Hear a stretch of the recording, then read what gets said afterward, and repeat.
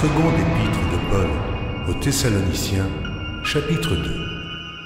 Pour ce qui concerne l'avènement de notre Seigneur Jésus-Christ et notre réunion avec lui, nous vous prions, frères, de ne pas vous laisser facilement ébranler dans votre bon sens, et de ne pas vous laisser troubler, soit par quelque inspiration, soit par quelques paroles, ou par quelques lettres qu'on dirait venir de nous, comme si le jour du Seigneur était déjà là.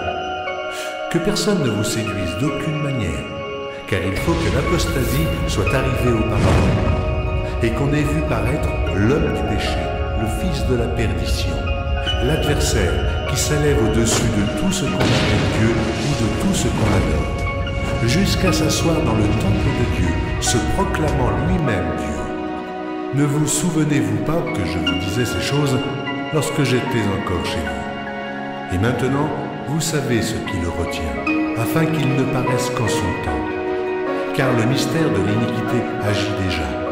Il faut seulement que celui qui le retient encore ait disparu.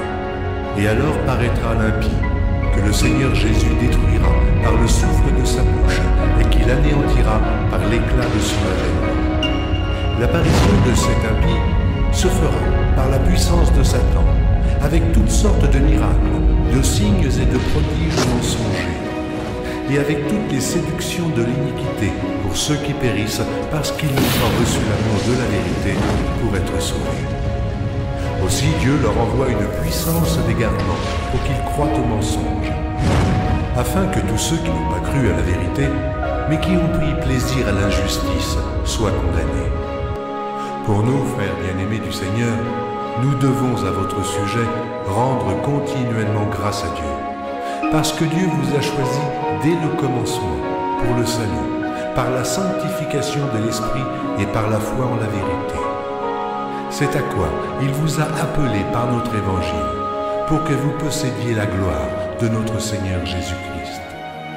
Ainsi donc, frères, demeurez fermes et retenez les instructions que vous avez reçues, soit par notre parole, soit par notre lettre. Que notre Seigneur Jésus-Christ lui-même et Dieu notre Père, qui nous a aimés et qui nous a donné par sa grâce une consolation éternelle et une bonne espérance, console vos cœurs et vous affermisse en toute bonne œuvre et en toute bonne parole.